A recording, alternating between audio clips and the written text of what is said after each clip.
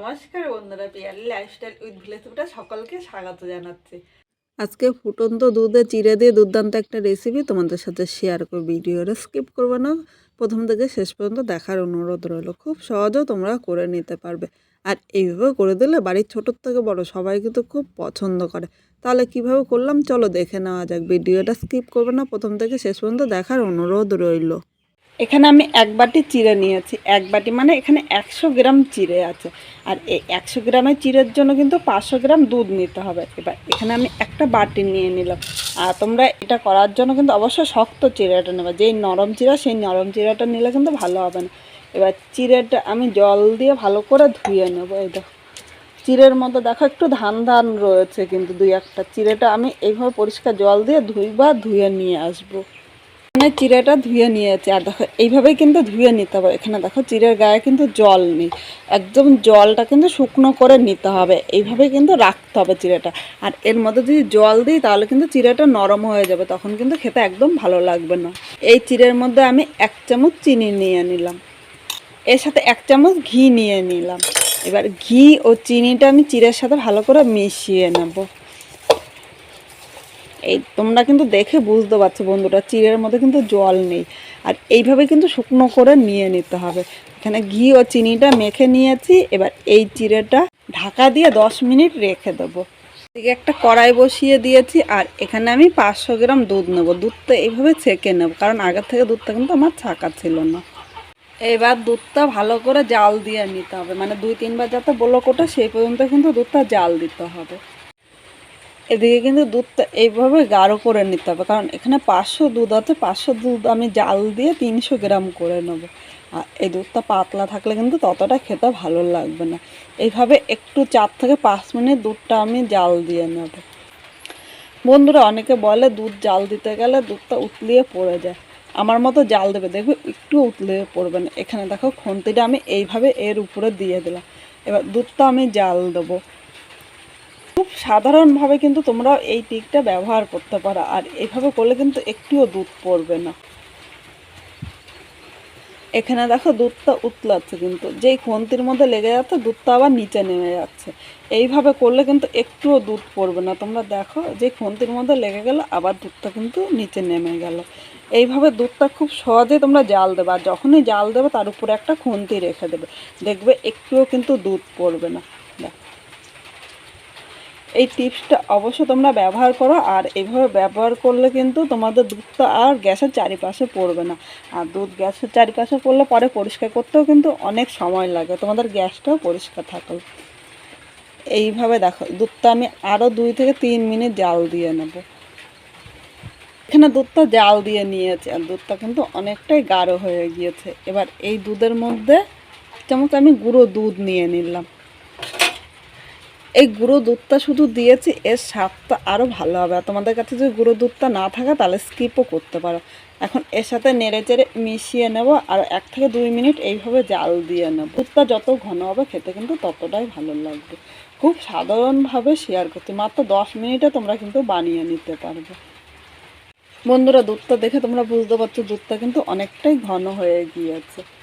এবার এখানে আমি যে চিড়েগুলো আমি মেখে রেখেছিলাম চিড়েটা এর মধ্যে নিয়ে নিলাম। এখন এই চিড়েটা দুধের সাথে নেড়ে চেড়ে মিশিয়ে নেব। এইভাবে আরও 2 থেকে 3 মিনিট জাল দিয়ে নিতে হবে। বন্ধুরা এখানে যদি নরম চিড়েটা নিতাম তাহলে কিন্তু একদম গলে যেত, এর জন্য বলেছি এখানে শক্ত চিড়েটা দেবে। দোকানে গিয়ে বললেই হবে যে শক্ত চিড়ে দাও, আর নরম চিড়েটা দিলে কিন্তু একদম গলে যাবে আর কাদা কাদা হয়ে যাবে, তখন কিন্তু খেতে ভালো লাগবে না। এখন এর মধ্যে 2টো এলাচ দিয়ে দিলাম। এলাচ 2টো ফাটিয়ে নিয়েছি। এলাচের গন্ধটা আমার কাছে ভালো লাগে, তোমাদের কাছে যদি এলাচের গুঁড়ো থাকে তাহলে এলাচের গুঁড়োও দিয়ে দিতে পারো। এটা নেড়ে চেড়ে মিশিয়ে নিয়েছি। মিডিয়াম আগুনে আরও 1 থেকে 2 মিনিট আমি রান্না করে নেব।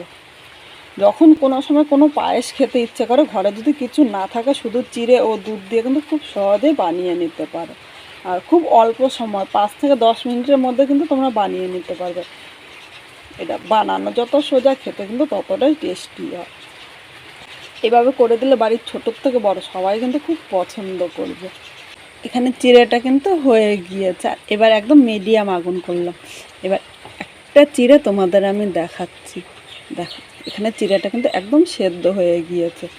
এবার এই জায়গায় আমি দেখো 100 চিড়ের জন্য এই বাটির মাপে আমি হাফ বাটি বাতাসা নিয়েছি। এখানে তোমরা বাতাসার পরিবর্তে কিন্তু চিনিও নিতে পারো। আমার মনে হয় বাতাসাটা দিলে বাতাসার কালারটা ভালো হয়, আর বাতাসার মিষ্টিও কিন্তু খাওয়া ভালো। যদি গুড় থাকে গুড় দিয়ে করতে পারো, কিন্তু সবচেয়ে ভালো হয় বাতাসাটা দিয়ে করে নেবে। এবার বাতাসাটা আমি এই চিড়ের সাথে নেড়ে চেড়ে মিশিয়ে নেব। এখন মিডিয়াম আগুনে করতে হবে, কিন্তু খুব জোরে আগুন দেওয়া যাবে না। দেখো দুধটা কিন্তু অনেকটাই টেনে নিয়েছে।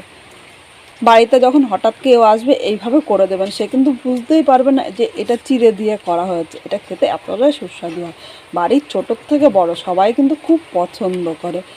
বাতাসাটা মিশতে মিশতে এর মধ্যে সামান্য একটু লবণ দিয়ে দিলাম। এই লবণটা দিলে এই মিষ্টিটা কিন্তু ব্যালেন্স হবে। দেখো বাতাসাটা কিন্তু গলতে শুরু করেছে। আবারও বলছি, যারা বাতাসাটা পছন্দ করবে না তারা কিন্তু এখানে চিনি নিয়ে নিতে পারে। তো আমার মনে হয় চিনির থেকে বাতাসা দিয়ে করলে এটা খেতে আরও টেস্টি হয়। আর কালারটা দেখো দারুণ এসেছে কিন্তু। আজকে খুব সাধারণভাবে এই চিড়ের পায়েসটা করেছি। তোমাদের কীরকম লাগলো অবশ্য খেয়ে কমেন্ট করে জানাতে কিন্তু ভুলো না। আর এইভাবে একবার করলে বাড়ির সবাই কিন্তু বলবে এইভাবে বারবার করার জন্য। তোমরা কোন জায়গা থেকে দেখছো অবশ্যই সেই জায়গাটির নাম বলো, যাতে পরের ভিডিওতে তোমাদের ধন্যবাদ জানাতে পারি। নতুন কোনো বন্ধু ভিডিওটি দেখতে আসলে ভালো লাগলে একটা লাইক, শেয়ার ও কমেন্ট করো, সাবস্ক্রাইব করে পাশে থেকো, যাতে নতুন নতুন ভিডিও আপলোড করলে সবার আগে নোটিফিকেশন আপনার কাছে পৌঁছিয়ে যায়। তোমরা কীরকম রান্না দেখতে চাও অবশ্যই জানিও কিন্তু, যাতে সেই রান্নাগুলো তোমাদের সাথে আমি শেয়ার করতে পারি। আমি যত রান্না করি বাড়িতে কিন্তু একবার ট্রাই করি, আর যদি আমার ভালো লাগে তখনই তোমাদের সাথে শেয়ার করি। কারণ আমার যদি নিজের ভালো না লাগে তো আমি শেয়ার করতে পারি না, কারণ সেই রান্নাটি করার পর কিন্তু তোমাদেরও খেতে ভালো লাগবে না। এখানে দেখো চিড়ের পায়েসটা হয়ে গিয়েছে, এবার আমি নামিয়ে নেব। আজকে খুব সাধারণভাবে এই পায়েসটা তৈরি করলাম, অবশ্য বাড়িতে একবার করে। আর এইভাবে করে দিলে ছোট্টোর থেকে বড় সবাই কিন্তু পছন্দ করবে। যখন ঘরে চাল থাকবে না, শুধু দুধ ও চিড়ার দিয়ে এইভাবে মুখরোচকভাবে বানিয়ে নিতে পারো।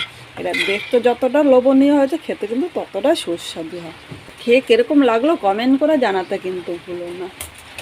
এবার এখানে দেখো আমি দুটো বাদাম নিয়েছি, এর উপর দিয়ে একটুখানি আমি ছড়িয়ে দিলাম। এটা কিন্তু শুধু ডেকোরেশন, মানে দেখতে ভালোর জন্য। তোমরা ইচ্ছে করলে এই বাদামটা কিন্তু স্কিপও করতে পারো। ঘরের যা ড্রাই ফ্রুট থাকে সেগুলো দিয়ে কিন্তু তোমরা সাজিয়ে নিতে পারো। এবার এইভাবে আমি সাজিয়ে দিলাম। দেখো দেখতে যতটা লোভনীয় হয়েছে, খেতে কিন্তু ততটাই সুস্বাদু হয়। অবশ্য বাড়িতে একবার ট্রাই করো, আর কীরকম লাগলো কমেন্ট করে জানাতে কিন্তু ভুলো না। খুব অল্প উপকরণ আর অল্প সময় তোমাদের সাথে বানিয়ে শেয়ার করলাম।